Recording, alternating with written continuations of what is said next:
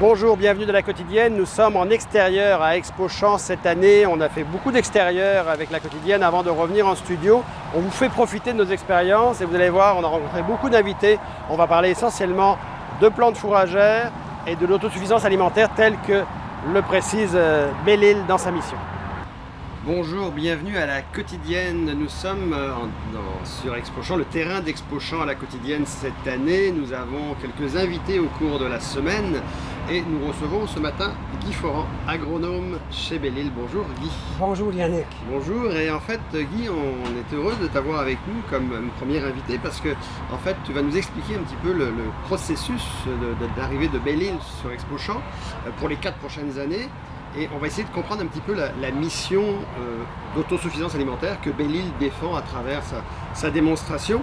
J'ai vu tout à l'heure, en me promenant avec toi, un slogan profitabilité, autonomie, résilience. Qu'est-ce que ça veut dire? C'est-à-dire que le producteur fait de l'argent, mais en même temps, il fait ça avec des ressources qu'il a à la ferme?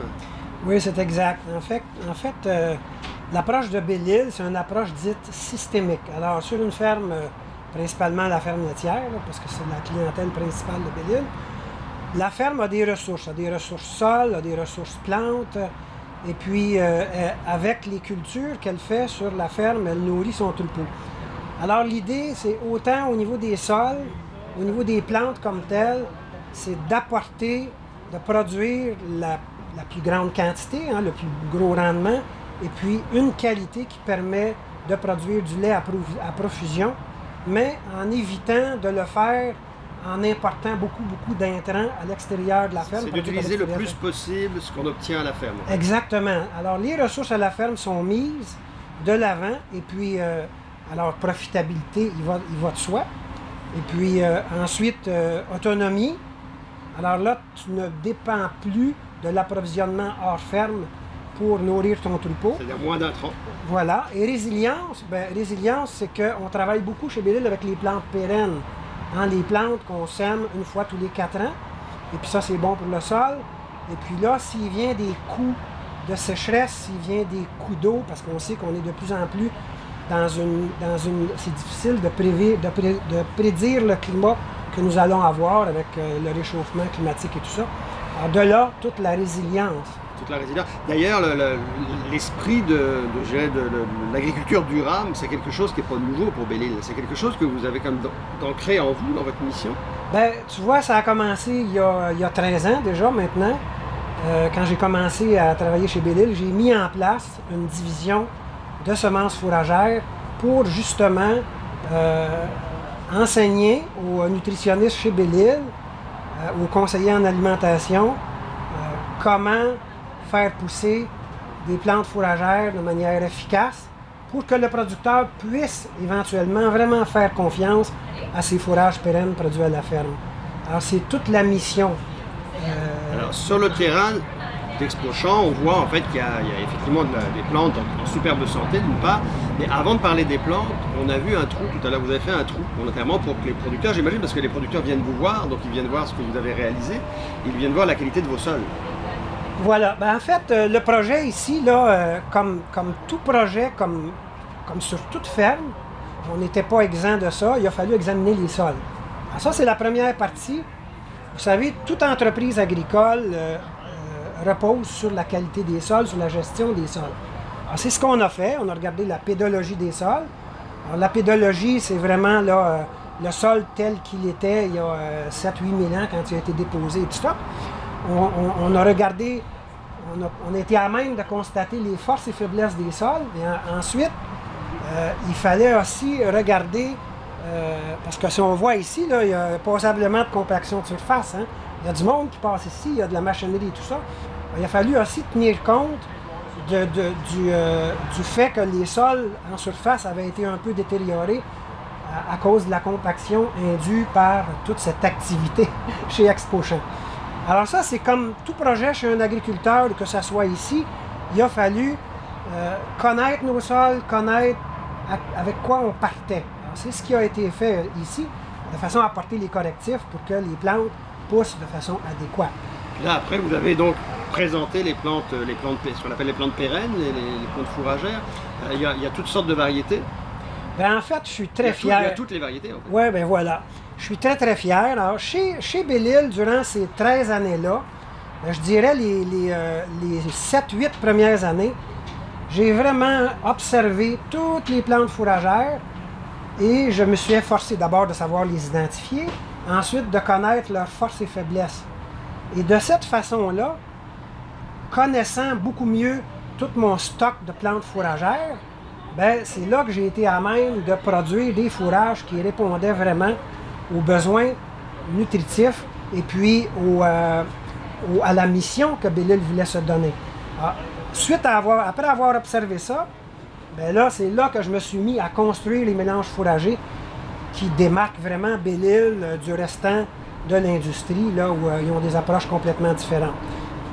C'est une collection ici, c'est ça qui est super beau. Oui, c'est comme une grande bibliothèque de plantes. Oui, toutes les plantes fourragères. Est-ce qu'on peut dire que c'est la plus grande superficie de présentation de plantes fourragères jamais réalisée? Pas en superficie, mais c'est sûrement, à ma connaissance, ça fait quand même 40 ans là, que je suis dans le domaine, là, j'ai jamais vu toutes les plantes fourragères cultivées au Québec réunies en un seul site. Et puis, il y a aussi, il faut dire qu'on les a en peuplement. OK, alors mettons, si on prend la luzerne, bien, on a une parcelle de luzerne, mais on a aussi un plan individuel. Alors, on peut vraiment observer chaque espèce fourragère et en peuplement et en plan individuel, ce qui facilite beaucoup l'observation et la connaissance des plantes fourragères. Donc là, dans l'objectif de rencontre avec les producteurs, ça se passe comment? Les producteurs vont venir pendant les 3 jours d'Expo Champ. Là, tu vas leur expliquer, j'imagine, le slogan Belle-Île de profitabilité, autonomie, résilience. Tu vas les emmener voir les sols, voir les plantes. L'objectif étant de leur faire la démonstration que vous avez la meilleure compréhension des sols et finalement de la nutrition des troupeaux. Tout à fait. Alors, on va tout simplement y aller. Comme nous, on est allé ici quand on s'est implanté.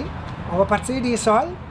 Ensuite, on va expliquer qu'un sol peut fournir beaucoup d'éléments nutritifs de lui-même, sans être obligé d'importer des tonnes et des tonnes d'intrants. Ensuite, on va leur faire la démonstration des plantes, pour ensuite se rendre à nos mélanges et puis expliquer plus au niveau de la gestion, au niveau de la mise en place des plantes fourragères sur une ferme laitière, parce qu'ici, là, on fait exactement la même chose qu'un producteur va faire chez lui. Ouais, qui doit se faire d'ailleurs sur une rotation de 4 ans. Et c'est ça qui est particulier. Ça, c'est une autre chose, c'est que la plupart des expositions ou des activités qui mettent en valeur la production fourragère, ben, c'est toujours là, une espèce en tant que telle, et puis des peuplements. Mais nous, on va implanter une rotation qui va durer 4 ans. Pour que dynamiquement, le producteur puisse nous suivre. Parce que là, tout ce qui a été semé cette année, bien là, ça va passer l'hiver. Et puis là, bien, il va y avoir du dommage, il va falloir faire des rénovations et tout ça. On va semer des parcelles, et puis à chaque année, on va ressemer. Mais les parcelles qui ont été semées, on va pouvoir les suivre pendant 4 ans. Alors, le producteur va voir de façon dynamique la stratégie Belle-Île. Et ça, c'est vraiment intéressant. Fait que, ce qu'on va dire aux producteurs, bien là, c'est beau, on a implanté, voici ce qu'on a fait cette année. Mais là, revenez l'an prochain, parce que là, vous allez voir toute l'évolution de ça. Et puis là, il y a beaucoup de choses qu'on va expliquer dans la régie des plantes fourragères. Il va y avoir les couvertures végétales, les céréales d'automne. Oui, parce que j'ai vu les herbes de Soudan, bon là, qui sont comme mises aux alentours des plantations, mais l'herbe de Soudan qui est utilisée souvent par Belle-Île comme couverture. Bien, c'est pas un dogme, l'herbe de Soudan chez Belle-Île, mais on la trouve intéressante, puis on la connaît bien, on connaît bien sa pratique. Maintenant, l'herbe Soudan chez Belle-Île, elle est utilisée seulement l'année d'implantation comme compagnonnage pour nous permettre d'avoir de la graminée avec les légumineuses. Parce que quand on implante, on a surtout de la légumineuse. La légumineuse s'implante rapidement. En mettant de l'herbe Soudan, bien là, on s'assure, coupe après coupe. On va sortir ici dans la région 3 bonnes coupes de foin. Il va toujours y avoir cet apport de graminées avec la légumineuse, d'où un mélange plus équilibré. Maintenant, on voit ici qu'il y a toutes sortes d'herbes Soudan. Ça, c'est un clin d'œil que je fais aux producteurs. On a une expertise certaine dans la grande famille des sorgho. J'ai voulu faire pousser ici des sorgho, carrément.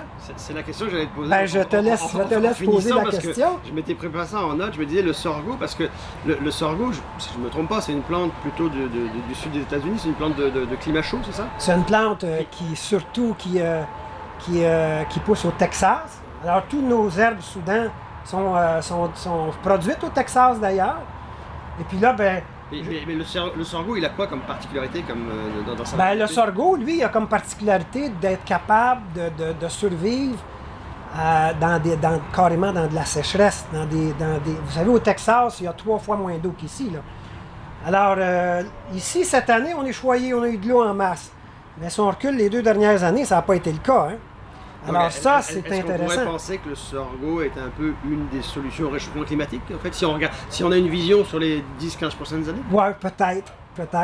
C'est un clin d'œil que je fais. Est-ce que le producteur laitier, est-ce que les agriculteurs du Québec vont intervenir avant d'être obligés de faire croître, de cultiver des plantes comme du sorgho? J'espère que non. C'est pas le climat naturel. Mais quand on regarde ce qui se passe là, aux États-Unis, en Europe, on commence à se poser des questions. Alors, c'est un clin d'œil aux producteurs. Ici, on est chanceux, on a de l'eau, mais il faut travailler pour notre autonomie, puis c'est là la résilience.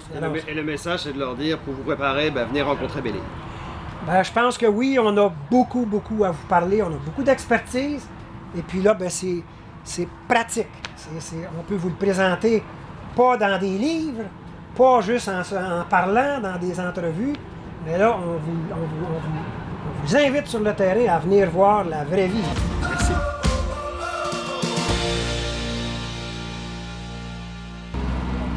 Alors bonjour, voilà, nous sommes toujours dans la quotidienne spéciale Expo Champs depuis quelques jours maintenant dans le stand de Belle-Île, le mini-studio de la quotidienne installé dans le kiosque Belle-Île.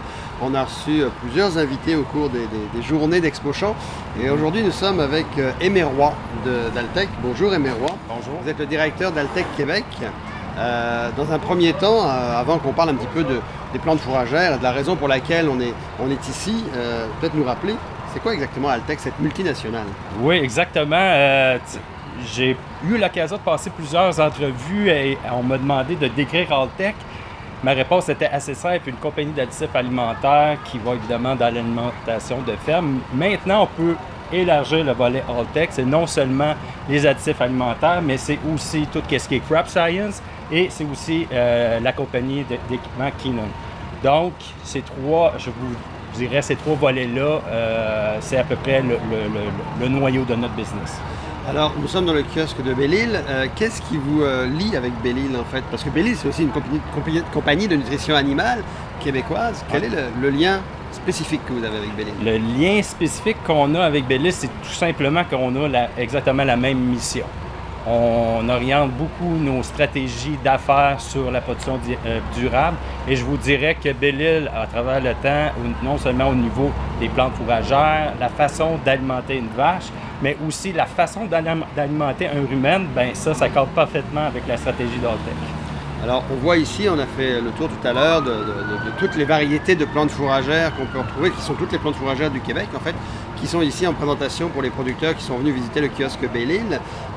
Est-ce qu'on peut dire, à votre connaissance, que c'est une première au Québec d'implanter comme ça, sur un terrain d'exposition, autant de plantes fourragères et autant de possibilités de visite pour des producteurs? Absolument. Je pense que les gens de Belle-Île ont été extrêmement avant-gardistes à ce sujet-là. Le but, évidemment, c'est de produire du lait fourragé, c'est de maximiser la production à la ferme pour être autosuffisant à presque 100%. Donc, c'est un modèle d'affaires, c'est une vision, c'est une façon de faire pour, évidemment, permettre aux producteurs de produire du lait de façon écologique et de façon économique également. Oui, parce que le leitmotiv, en fait, de Belle-Île, on le sait, c'est profitabilité, quand même, qui est la première chose qu'un producteur veut faire. Ouais. Autonomie et résilience, parce qu'en fait, il faut avoir une compétence aussi d'experts autour de ça. Vous êtes, Altec, vous l'avez dit au début de l'entrevue, aussi très impliqué dans l'agriculture durable. Ouais. Alors, il y a un mouvement chez Altec depuis quelques années qui s'appelle Planet of Plenty, la planète d'abondance en français. En quoi ça consiste, la planète d'abondance? La planète d'abondance, Planet of Plenty, dans le fond, ça repose sur 3 piliers.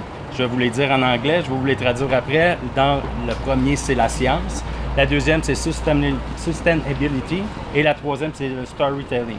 La science, étant donné que Alltech, c'est une compagnie qui a été fondée en 1980, ça fait 42 ans que ça existe. Disons qu'au niveau de la science, on a 3 centres de biorecherche, on a 500 brevets. Disons que chaque produit qu'on propose à nos clients sont éprouvés et ils sont non seulement éprouvés, ils sont efficaces.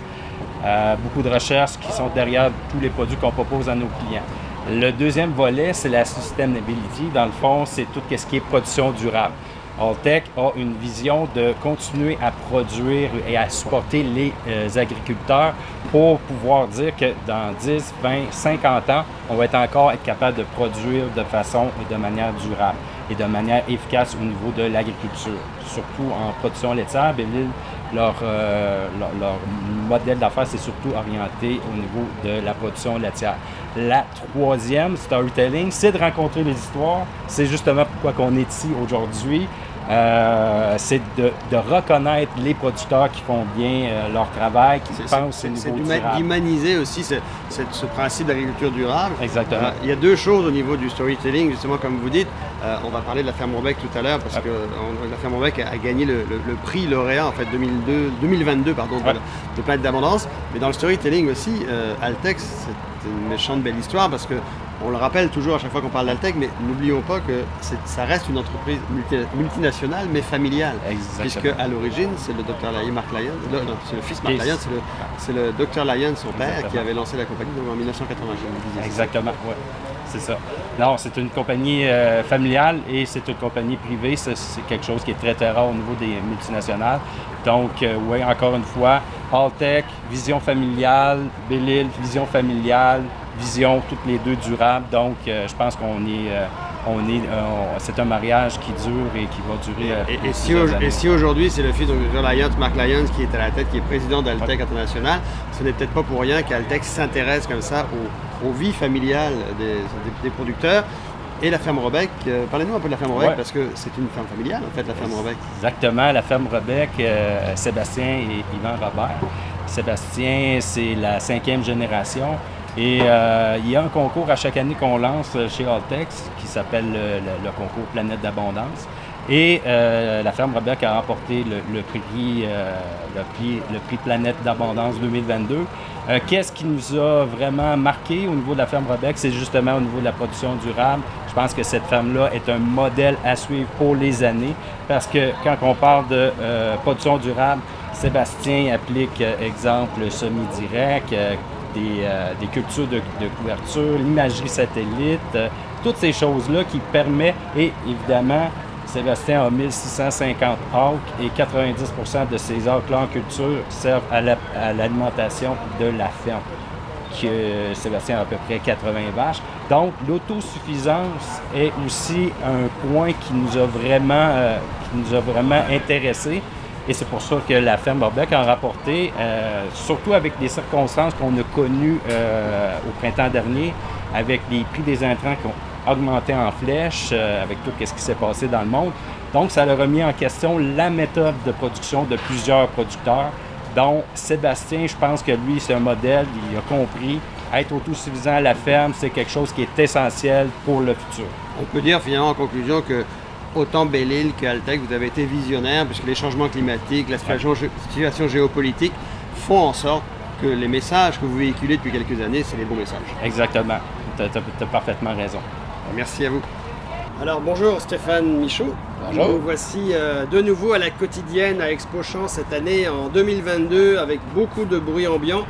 On a un ExpoChamps un peu particulier cette année parce que c'est quand même le déluge depuis le début jusqu'à maintenant. Ça commence à être un peu mieux, ça s'assèche un petit peu parce que le soleil est apparu. Alors on a réussi à retrouver Stéphane Michaud à travers les flaques d'ExpoChamps. Bonjour Stéphane, bienvenue. Tu es donc chez Belle-Île depuis quelques années maintenant. Oui, ça fait une vingtaine d'années présentement. Puis vous avez accueilli, en fait, chez Belle-Île, c'était particulier cette année, vous avez fait un grand chapiteau. C'est la première année que vous êtes à ExpoChamps. Oui. Vous êtes là pour 4 ans, si je ne me trompe pas. Et vous avez un grand chapiteau, vous avez accueilli, en fait, pas mal de producteurs ce midi. Il y avait un dîner sous le chapiteau. Oui. Et après, c'était quoi? C'était un après-midi de rencontre avec les producteurs pour leur expliquer les plantes fourragères, c'est ça? Oui, ben dans le fond, on est dans un show agricole. Une des productions principales au Québec, c'est les vaches laitières, puis d'autres ruminants comme les moutons. Ce qui est quand même un peu aberrant de voir que sur le terrain, il y a très peu de places de fête aux plantes fourragères. Nous, chez Belle-Île, je pense que c'est pas un secret qu'on met beaucoup les cultures de plantes fourragères de l'avant, puis dans le but de les rentrer dans les élevages pour amener d'autres synergies, là, ces troupeaux, pour produire autrement, pour avoir certaines économies. On se cachera pas que le coût des céréales est assez explosif depuis quand même un certain nombre d'années. Fait que dans le fond, aujourd'hui, tous les producteurs qui sont venus, c'était pour faire une tournée de l'ensemble des parcelles de démonstration qu'on a faites, qui parlent de différents types de plantes, comment on les utilise, comment on les fait semer, pour quelles raisons, tout ça. Donc c'était ça le but de la journée. On peut parler de la plus grande bibliothèque de plantes fourragères du Québec quasiment, puisqu'elles sont toutes là en représentation. La bibliothèque vivante. Là, parce que... bibliothèque vivante. En graines, il y en a d'autres. Effectivement.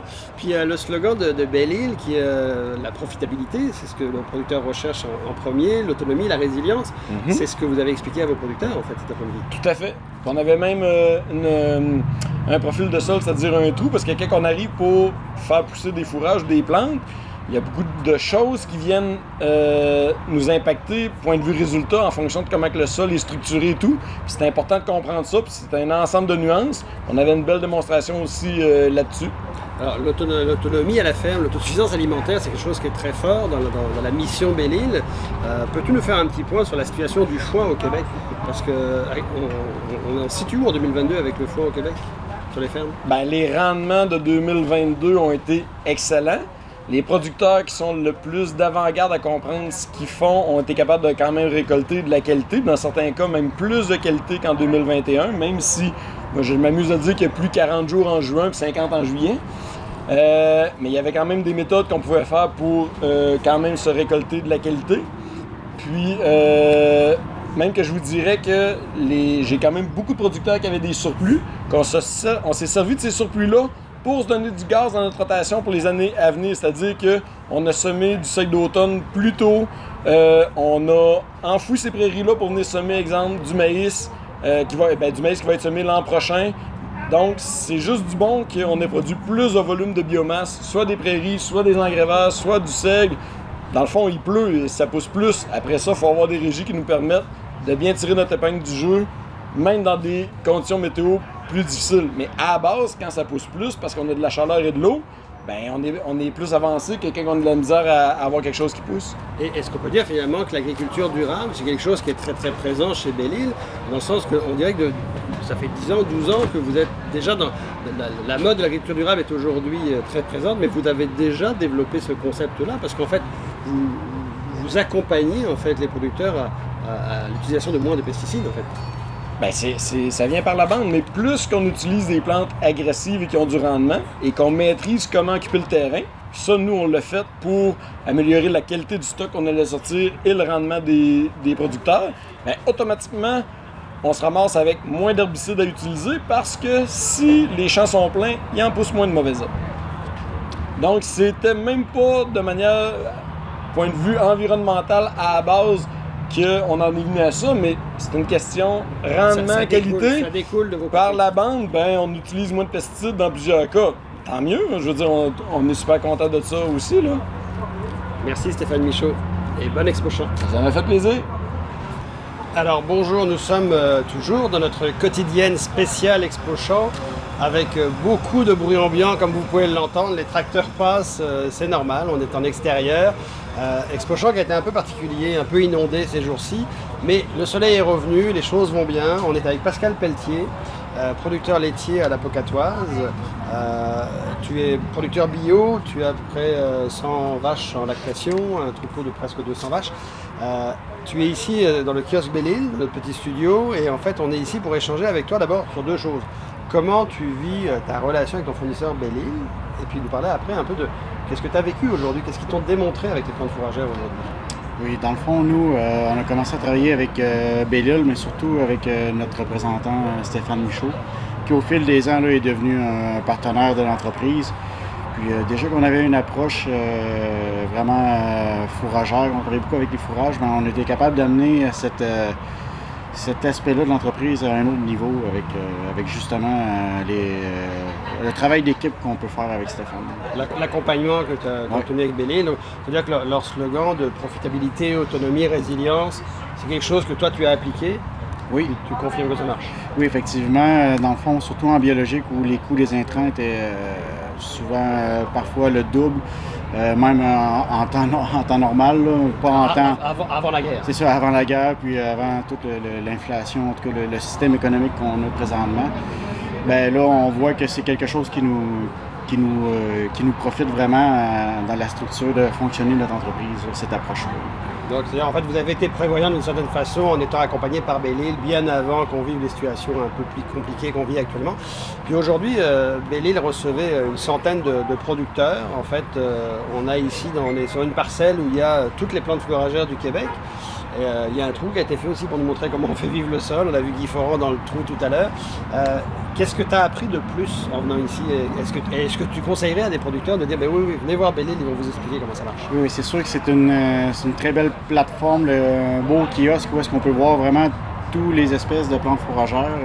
C'est vraiment bien détaillé. On voit les fétuques du dactyle, les sorgho, les soudans, le profil de sol, le trou que Guy a fait, c'est vraiment intéressant aussi de pouvoir voir l'importance du sol. On en parle beaucoup dans les dernières années, surtout dans la dernière année, la vie dans le sol, la structure du sol, préserver nos sols. C'est vraiment c'est quelque chose. Le kiosque est vraiment très bien monté, puis il y a de quoi avoir, là, c'est certain.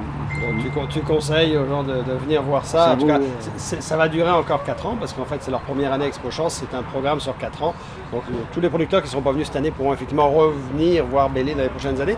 Puis peut-être pour conclure, nous, on s'est connus la première fois, on s'est croisés au Grand Théâtre à Québec. Ça fait bizarre comme ça de dire Grand Théâtre alors qu'on est à Expo Champs. Mais on s'est croisés au Grand Théâtre parce qu'il y avait un documentaire sur le monde du lait, le docu-théâtre de Justin Laramé. D'abord, peut-être nous rappeler ce que tu en as pensé, puis juste rappeler que le documentaire recommence. Il est lu à Québec, mais là, il va être présenté à Montréal pendant un mois à partir du 22 novembre. Oui, bien, effectivement, c'est une très belle pièce, très bien montée. C'est excellent. Ça fait un beau portrait de tout le secteur laitier, du producteur laitier à la transformation, avec les bémols qu'il faut y apporter, puis tout l'enjeu politique qu'il y a derrière ça. Puis j'ai plusieurs amis qui ont été la voir, puis les commentaires ne sont que positifs. Si vous avez la chance d'aller la voir, la pièce, ça vaut vraiment la peine. Alors, ça va être à Montréal du 22 novembre au 22 décembre, puis après, ça va être en tournée dans tout le Québec en 2023. Merci, Pascal Pelletier, d'avoir participé à la quotidienne à Expo Champs. Merci.